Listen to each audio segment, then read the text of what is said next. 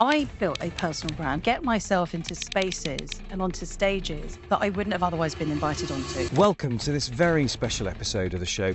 It's our very first episode recorded live in front of an audience. Nishma Rob is a dynamic force for change, a reinventor, an architect, a brand builder, a mentor, and in truth, one of the most respected marketing leaders in the UK. I'm a believer that stories change the world. But as soon as I realised being an outsider is not only just the best place to be, it's the most effective means of success and career journeys. It's the best thing. We had the immense privilege of doing this at the Marketing Skills Trust AGM, and we're incredibly thankful to the Marketing Skills Trust team for hosting us at what was a brilliant event. She led Google's brand and reputation efforts for over a decade. Now that's no small feat in one of the world's most complex organisations. AI is not going to take your job, it'll be someone who uses AI better. Is the most true thing you're ever going to hear. There are phases of your life, learning stage, your earning stage. And now, through her latest chapter with Glittersphere, she's on a mission to empower women, especially those from underrepresented backgrounds. We know that visibility equates to influence, and influence equates to opportunity. So with that, please join me in welcoming the brilliant, the bold, Nishma Rob.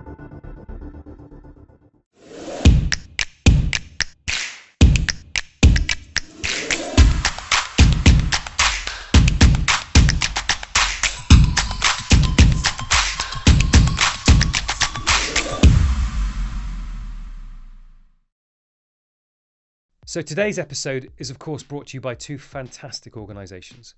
The first, Studio Space, a leading on-demand marketing agency platform.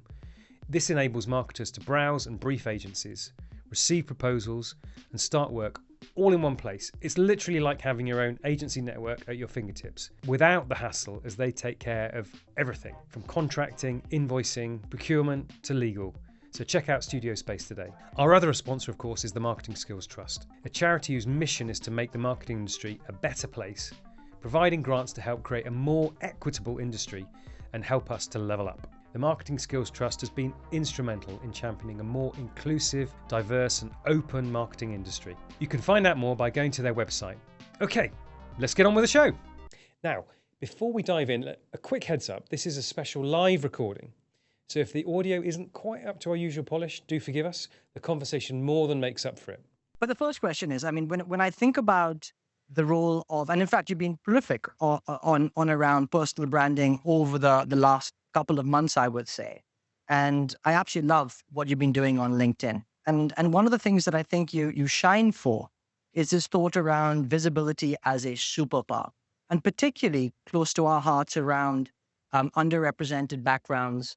And I just want to maybe get your take on why do you think that visibility and being visible really will help us on the journey as we traverse in the industry? Yeah, absolutely. Well, I do. I'm a fierce believer of visibility and personal brand. I love the fact that we didn't ever think about personal brand a few years ago. Very much a buzzword now, but the reality is it's always been there. We all have one, whether we choose to or not, we have one. And the reality is I'd built a personal brand, not intentionally, but I had done. And partly when I reflect on why and how I did that, because it wasn't on LinkedIn. And it's interesting that LinkedIn has become a bit of a marker for personal brand, but it is only one very small part of it, very important part of it. Thank you, LinkedIn. But it is only one part of it. And I built a personal brand, as I say, inadvertently, to get myself into spaces and onto stages that I wouldn't have otherwise been invited onto. And not because I wasn't the best at what I did or that I was doing great work, whatever. There is just a natural challenge around being seen visible and that being equated to opportunity and power. We also have this huge significant shift in the way things are now. We see this in our marketing as well. We know that visibility equates to influence and influence equates to opportunity. And so the reality is if you're not visible now, it's not a case of, oh, I'd like one. Maybe I'll think about a personal brand in a few years.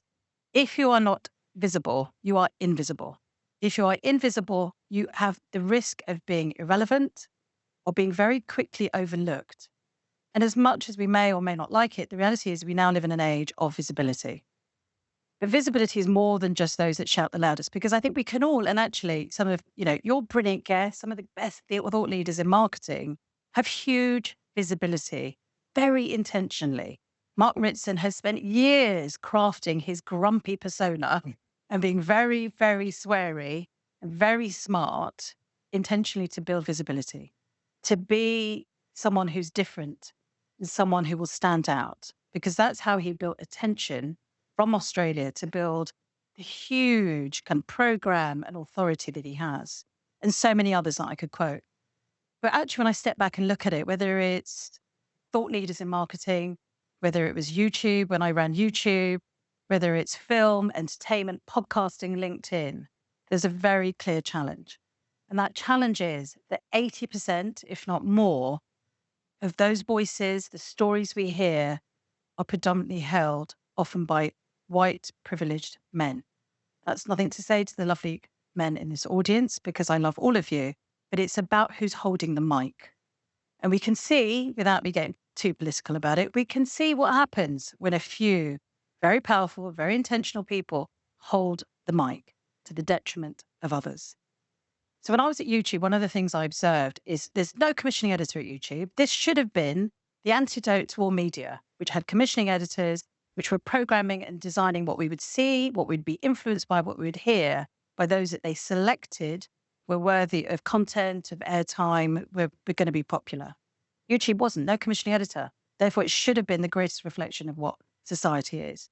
When we looked at it, 80% of the views and the revenue was flowing through to a very small number of creators who all looked and sounded very similar. So this was a bit bizarre to us. We think this doesn't make sense. This is us not choosing. This is, by popular belief, and that's how the algorithms work. When we looked at the other 20%, and we dug into who's all the other content being made by? That content was great. There was nothing around the quality of content. There was maybe a few aspects of production and some of the scale there, but nothing really. In actual fact, some of the stories in there were real gems. So it didn't make any sense. And so as we started to dig into this, what we found was, as we see in so many other parts, whether it's about business and the fact that only 2% of investment goes to women, whether it's about the film industry, where still something like 88% of film directors at the top films and TV are men, or if I could go through a whole list of them, it's about network, it's about access, it's about money, and it's about the opportunity. So if we're really going to change the dynamics of society and of business, you've got to elevate other voices. And what I started to find and observe when I was at Google, and I worked with startups, I worked with founders, I worked with entrepreneurs and leaders, far too often I would see people with brilliant ideas in the shadows and not being seen. And some of the danger with that is that these ideas are game changing. I'm talking about there were climate tech experts.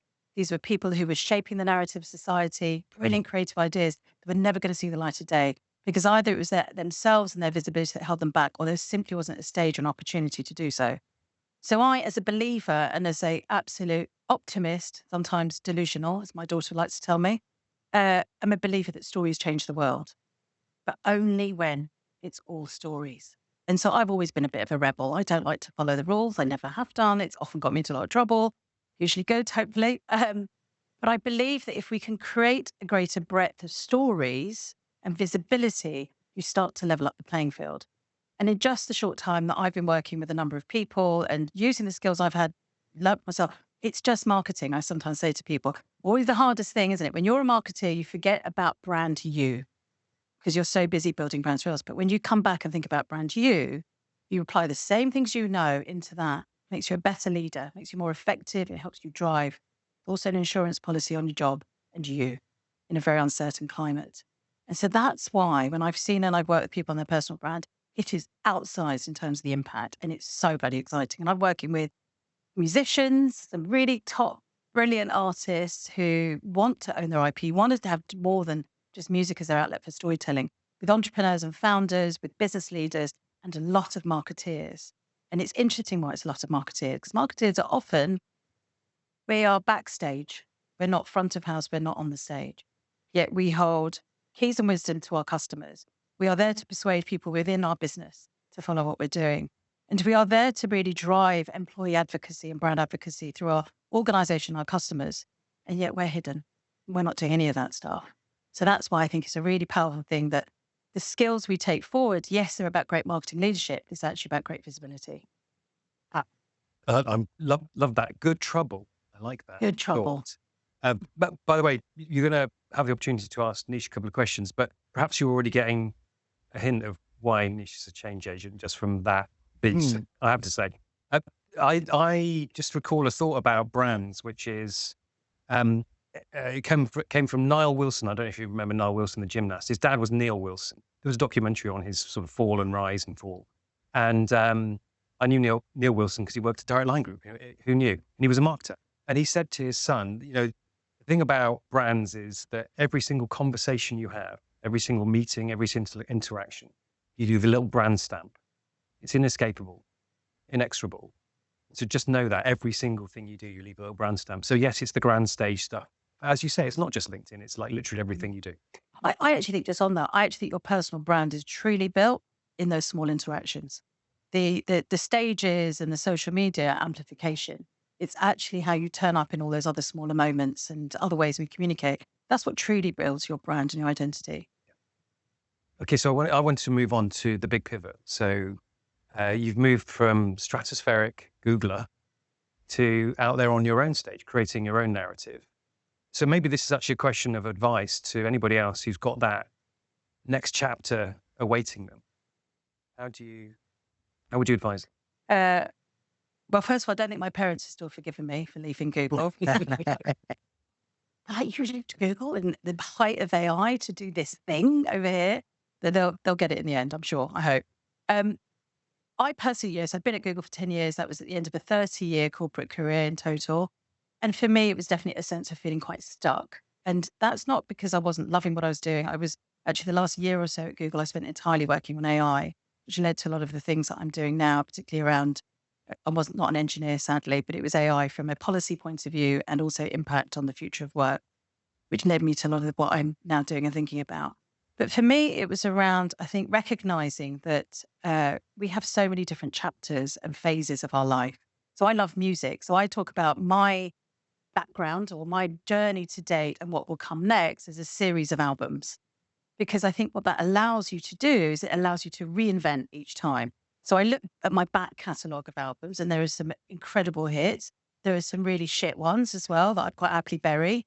There are some remix versions in there, but they are definitely intentionally crafted as a point of reinvention each time. And actually, where I am now, making that move from corporate to being on your own and an entrepreneur is a huge shift. It's an emotional shift. It's a physical shift. It's taken a lot of kind of intentional mind work and health work around it. But what drives me and what I encourage everyone to do, because the reality is you're all going to have a series of albums. It's when you shift into the mindset of control. So when you sit down and go, well, I will determine what this next album is, and I'm going to determine what the tracks that go on there. So I like Beyonce. So I often say to people, I don't know if this is like this new album of my life. Is it Cowboy Carter different? Or is it just a bit of Renaissance? So any Beyonce fans will know one was just very hype for her. The other one is very wildly different. But I get to be the architect of that next chapter. And I think there are phases of your life, and there are phases of your life, I think it's often called a learning stage, your earning stage. And then there's a kind of a stage of your life where you really want to capitalize and reward and return. And for me, that was very important. I hit 50. I had this moment of going, I don't want to do this for another 10 years. I wanted to go do something that really meant to me. And also to return to all the things I hadn't done. So, what did little Nishma still dreamily want to do? Because I didn't want to get to a point in my older life to go, I didn't even give it a shot. And so for me, the kind of dream scenario and that architect is a big part of the pivot from corporate into this. But I also think it's about identity. And that's probably one of the hardest things. You shift from a big job anywhere and you lose a bit of your identity because so much of our identity is wrapped up in where we work. And that takes time. And I'm really honest about the fact that you drop the ego, you drop the expectation. All of a sudden, I've had to go back to being an apprentice. I'm an apprentice every single day. And I love it. It's terrifying. It's really humbling to be in a position to go, I don't know. I embrace AI. I learn new things. I make an effort to go out and speak to people. I do lots of mentoring. And I always think I walk away with more gifts than they do. I hope it's equal. Because I think the thing that I found most rewarding in this pivot, and I encourage anyone who at any point in their life chooses to do it, is it's another learning journey. And the other thing that I think is really important, because fear plays such a big part of any shift you make, it's a revolving door. It's not a one-way door. I could push through this and I might not like this new life, or I might like it for a period of time. I can go back again. That door is not shut. And I think that losing that fear helps us to kind of pivot and do. But I think we all will get to a stage, you want to capitalize on your experience. Well, you've done it. We've had this conversation. You've done it brilliantly about how you've evolved your life and career. And one of the things I'm so desperately passionate about with Glittersphere and all that I'm doing is I want us to break the rules. For me, there was there was maybe not one, maybe a few very simple tracks. If you were a woman and you wanted to be a senior leader, you had to look like, feel like, be like, that was your life choice. I didn't want that. I wanted to wear sequins to work and rebel the way I wanted to do and write my own journey. And for me, it's about actually reflecting how many of us can do that and recognize that we'll have lots of reinventions in our lives, sometimes in the same career, in the same job. You can still keep reinventing. It's actually really important to keep doing that, even within the existing job and company you're in. I'm not advocating everyone should leave, not just through LinkedIn. But actually, that reinvention and refreshing is really, really important. Nish, I love the analogies. And I'm sure the best album is yet to come. Hope Maybe so. but It's a dud, forgive me. smorgasbord of all the different songs compiled across, perhaps. One of the things that you often talk about and perhaps often feel inside is the thought that throughout your career, there have been moments where you felt like a bit of an outsider. And I've certainly had that, and perhaps others at different points in their career have too. And I wondered if you could talk to that a little bit about how you navigated that and perhaps some advice if someone's feeling similar to that today, how you're able to sort of forge through. Yeah, absolutely. I also think the term outsider is really lovely. And I think we've talked about this. I've said I'm a really happy outsider. It's taken me a long time to get to a point to say that. So I'm sure many of us can relate to what I would say, which is around, I grew up in, born in the UK, lived in the UK my entire life, whether it was racism or sexism or classism, whatever it was, there are aspects of your life growing up and into work that you will face a degree of feeling different. Sometimes it's not about those obvious visible traits. Sometimes it's about something quite personal. It could be actually, whether it's I'm conscious of the way that I'm perhaps didn't talk as posh as everyone else did it, that I was surrounded by, or I didn't dress a certain way, or whatever it might be. And I was very corporate and conformist for so much of my career and life because I just wanted to fit in. And I rebelled against this idea of being an outsider. Actually, I had this obsession of just wanting to fit in. It's really bloody exhausting. It's really exhausting trying to fit in. It's really damaging to your confidence and your self-esteem. And I think there was a point where I just started to test being a little bit more me because it's too tiring to keep wearing a mask, to feel like you've got, and also with the realization that you don't ever fit in, right? And I don't mean that in a depressive way, but that's just a reality. And then as I started to embrace being more and more me, I actually saw my success, my confidence accelerate because of my uniqueness. Actually, that was my superpower. But as soon as I realized being an outsider is not only just the best place to be, it's the most effective means of success and career journeys. It's the best thing. And the thing is, every single person in this room is an outsider in one way or another. And what we have to do is we have to shift a narrative, this belief that you're different and we're all the same, or that's abnormal and this is abnormal. What we really want to do is actually create abnormality about conformity. So conformity and people not being allowed to be themselves and whatever their things, we are much better about talking about neurodiversity. We're much better talking about class than we've ever done before, or about actually challenges of the way you might live your life at home or whatever your setup is. Those are all add to our difference that make us at different points feel like an outsider. For some of us, it's very visible. It might be the color of our skin or our disability or our gender, whatever. For others, it's hidden. But the reality is, I think once we all accept that we are all outsiders and we should be happy outsiders, you start to be not only more receptive and interested in other people, you start to become more confident about yourself. And my dream scenario of life, and I hope I get to achieve it in my lifetime, is that we stop the focus and concentration around these labels that have been with us for centuries. And we start to focus on the shit that really matters, which is like your humanity, your kindness, your goodness, your talent, your skill, not being judged at that first point of physicality or what tribe you fit into, and actually genuinely build what I think humanity is at its best, is that happy outsider. And it's not easy. I say all this like in a very romantic view because I do. This is the optimistic in me, but being an outsider is incredibly damaging to someone's confidence because you second doubt yourself all the time. I did for years. And, it probably wasn't until I got to Google where I really felt comfortable to be more of myself. And that's definitely in part to the people I was around, but also my own personal confidence and age, I think, plays into that. You give a shit a bit less by then. But I do think the environment that we can create for others is the most important thing we can do as a leader.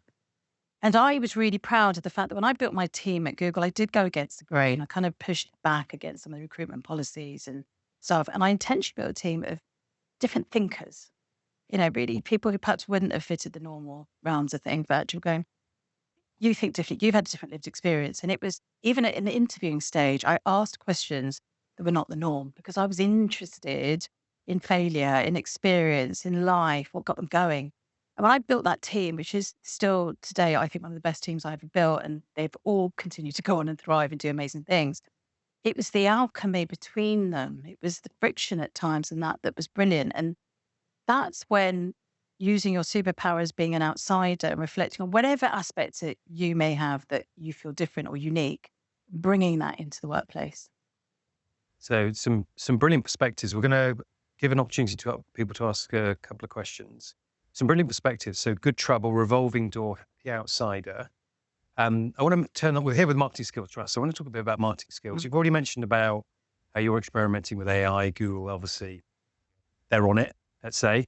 So it's going to be different skills in the future for marketers. Somebody said that it's not going to be AI that takes your job. It's going to be the person that's AI powered that takes your job. What's your perspective on the marketing skills in the future? So it's one of the, like, AI is already here. It's not like a coming thing, which is good. I think people have now embraced it. It's funny having been someone who was so close to AI for so many years in my career. And like I say, the last year at Google, when we were launching our Gemini and the LLMs, was when it really came to the fore. And, with ChatGPT, we all were having the conversation, but we'd probably been talking about AI for years before that. And it's interesting because I think from a marketing point of view, it has been feared, because it's like, God, is this antithesis to storytelling and creativity? And it's just, how do we embrace it? It's all going to look the bloody same. The reality is, and what I've seen and what I've experienced when I've used, and actually being old enough to have had a career that spanned analog to AI, and I've seen all those different spins of the wheel from a technology development. I started my career at Teletext. Anyone remembers that? So Teletext was the Google before Google, little Lego brick graphics. And we all thought that was high tech at the time. Bloody hard to sell, but we did. Holiday through Teletext. Yeah, so it was amazing for holidays and lots of other things like that. But, I've seen the kind of resistance of business and consumers around each of the technological shifts. And with AI, it's without a doubt the fastest and the most accelerated and the most disruptive. And I think what I've seen is, first of all, this point around AI is not going to take your job. It'll be someone who uses AI better is the most true thing you're ever going to hear. And it's, at the moment, we have a really worrying and accelerating skills gap. So adoption of AI skills this is just the gender one, but actually when you get into kind of more of the data in it around class opportunity and even business size. So it's just like not just a problem that's over there, it's a problem for all of us. The skills gap is significant. So I think it's something in the region of 58% of men are readily adopting and using AI, and it's in the low 30s for women. But that gap is accelerating because, of course, AI accelerates. And so unless you start playing and using, you're just falling further and further behind. So I always encourage people to use it and use it as an apprentice like I am. I actually make it a mission. Every week I use a new bit of AI, every single week. And I don't dismiss it if it's a bit crap the first week. I sometimes take responsibility. It might be me. I'll revisit it. I'm nosy around blog chats, etc. When I look at marketing, I think it's about embracing to go, AI will do the stuff that's always been an absolute pain. The efficiency, the effectiveness, some of the work that was really challenging. AI can be absolutely superpowers when it comes to research and insight, if used correctly. Prompt engineering, writing really, really good questions, being phenomenally nosy and really good at writing is something that's really critical. Now, I'm someone who told myself I wasn't a great writer my entire life because I didn't like an internship I did when I was 17 years old at Marie Claire. And amazing the stories we tell ourselves. And I recently put myself on a writing course and I've really kind of fallen in love. And of course I can write, we all can, and AI helps us. But I also encourage my children to listen carefully in their English classes because it's a very important skill. But the key thing is the way we ask questions, which I think marketeers are better than anyone else at asking questions and looking deep, is the trick to getting the best out of AI. AI is just a predictive tool. It'll tell you the most predictive next answer unless you ask it correctly. So efficiency, effectiveness, obvious, quickly go over, embrace those that can help you with systems and processes to start to free up time in your team. Then redeploy those people on thinking about research and insight. And then when you think about creativity, it's all about how you work with it. So I very openly say I use AI regularly. I mean, I wouldn't have been able to set up my business if it hadn't been AI because of the ability to be able to accelerate all the things I do. When I write, it's all my own original thought. It's all comes from the soul and from the heart. And I use AI to simply correct it. I don't allow it to rewrite it. And I put that in my prompt. Because people said, how do you stop it from doing that? I make it very clear. I tell it not to do that. Do not rewrite what I have done. Just look at it for grammatical correction and any sort of small improvements there. Because I don't want to lose the tone of what I'm saying. So much of this is about how we work with it and shape what happens next with it. Because the beauty and the best marketing comes from when we tell the stories that come from here. You can't replace the stuff that we have within us in stories. We know that instinctively.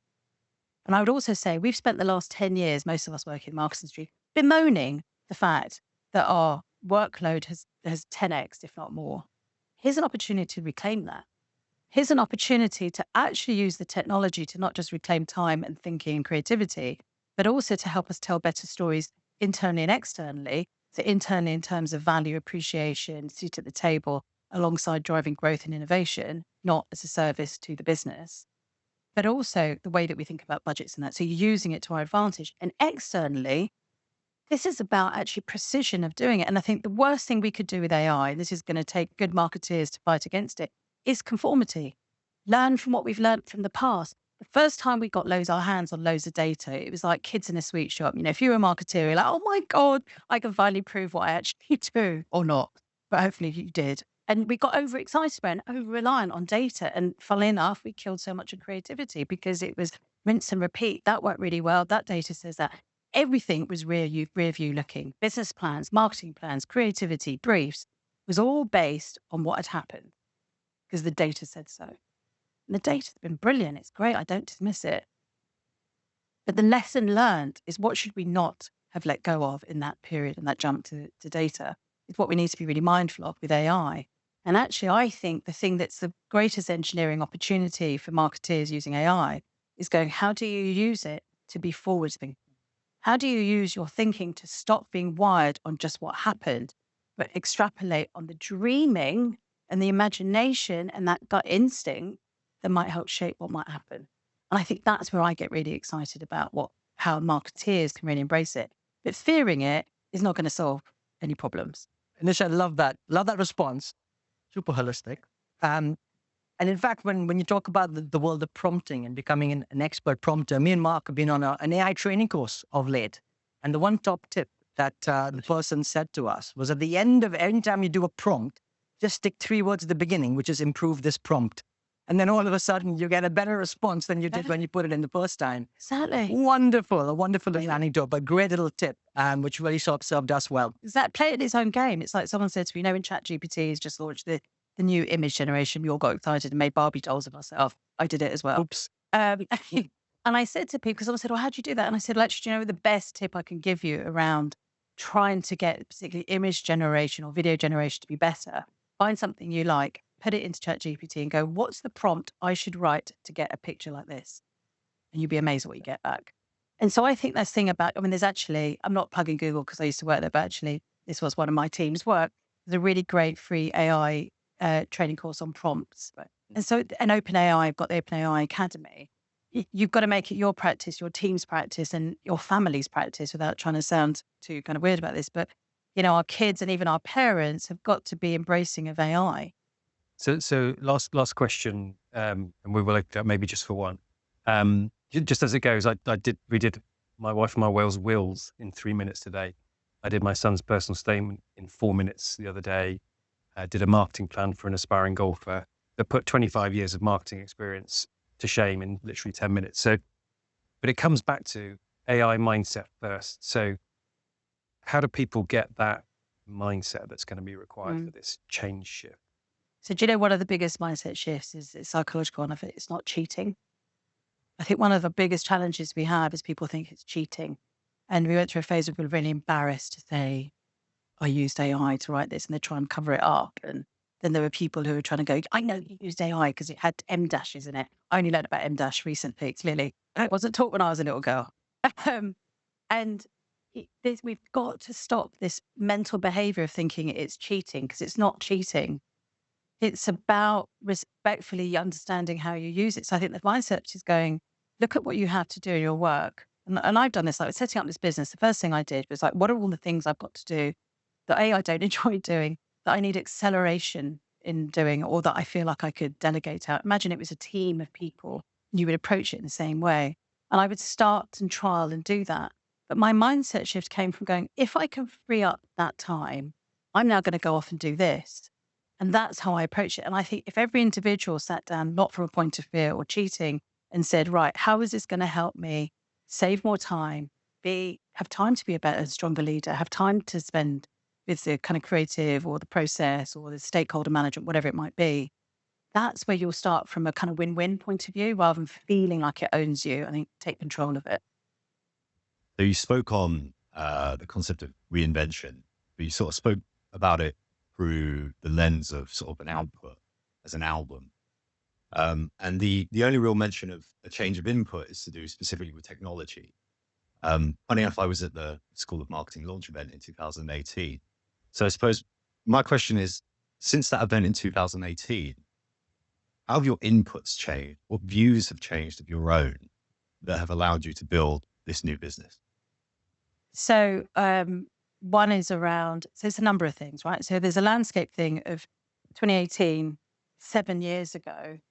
Have we seen the progress we should have seen in 7 years?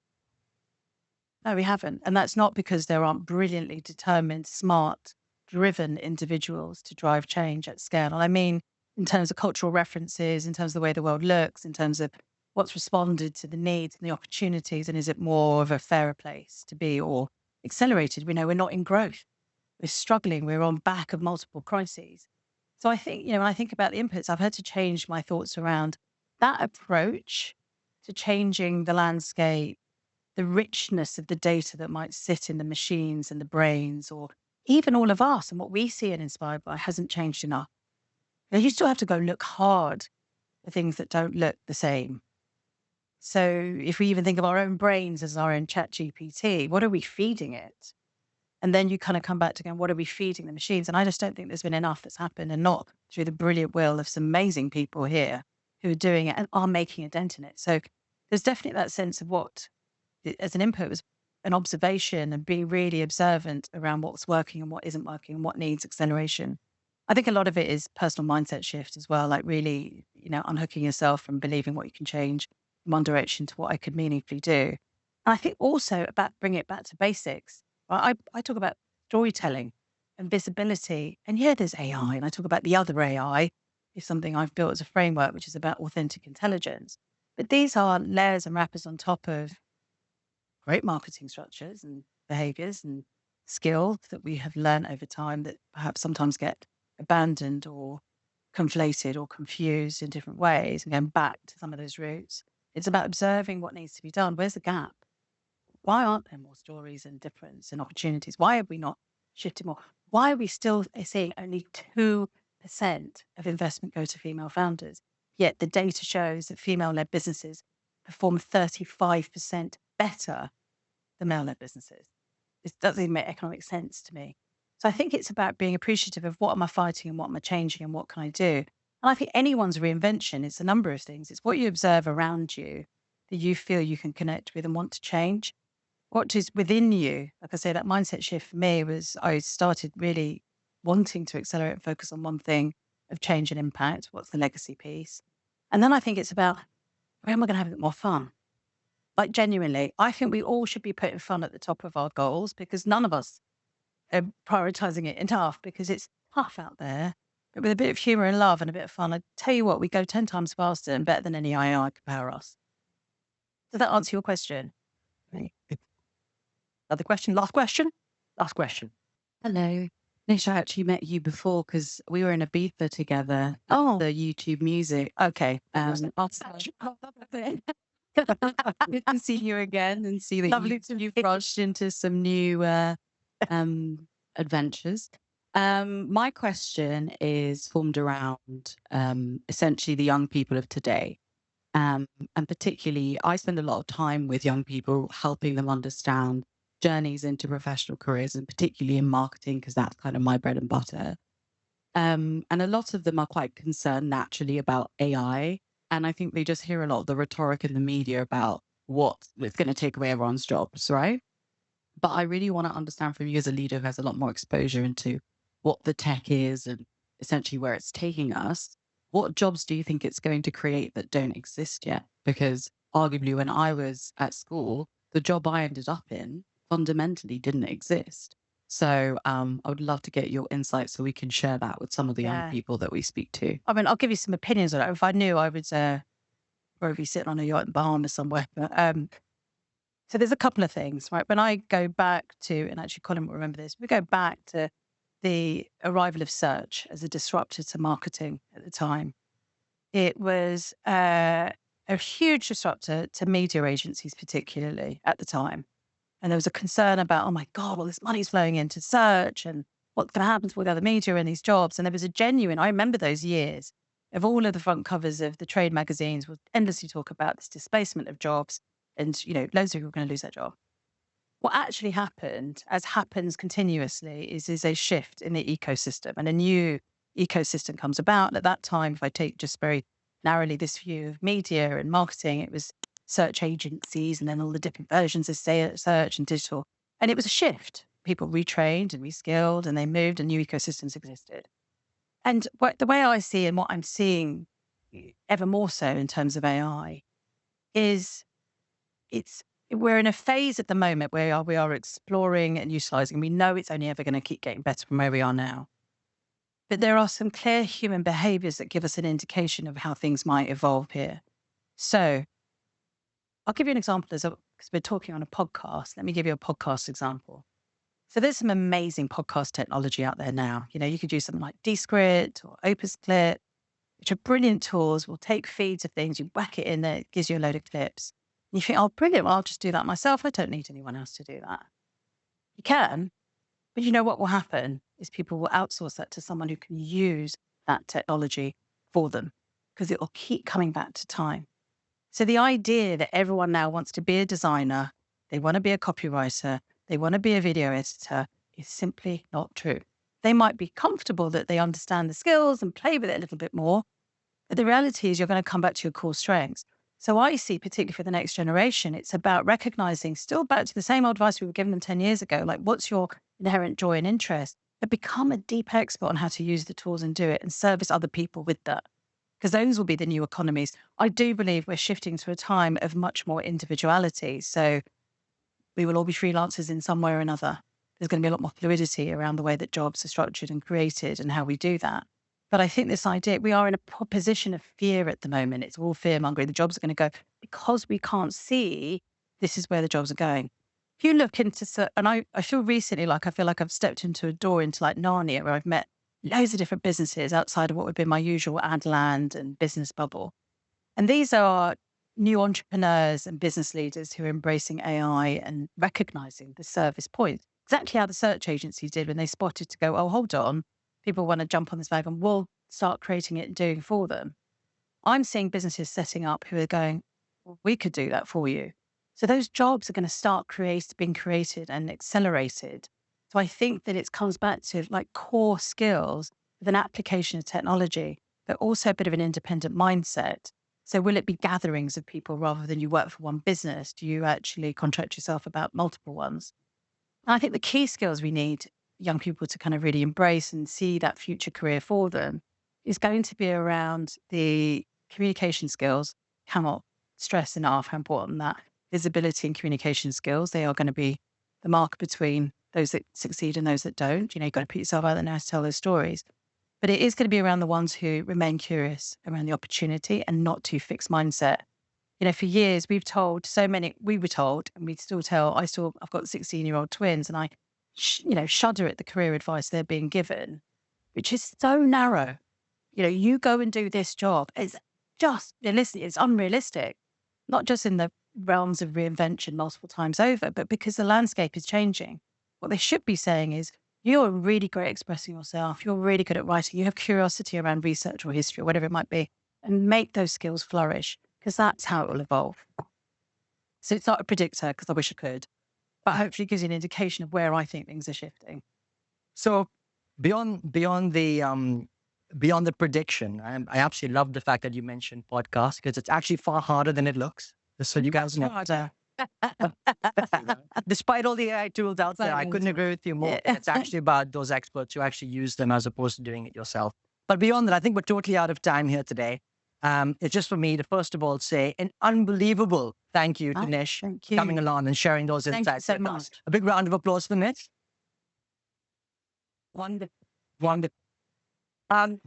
Beyond that, I just want to say a massive thank you to all of you for being here today, clearly as a massive contributor to what we're trying to achieve in what is only looks like being slightly more challenging over the last couple of months. So it's great that we're all here to champion and have a common goal and vision for the future of the industry. So thank you to all of you. And of course, a massive thank you to the Marketing Skills Trust once again. They've been an avid supporter of ours, and I assure you, we wouldn't be here without you guys and the support that you lend us. And that's a real privilege to be a part of this wonderful community. So thank you very much for all that you guys do.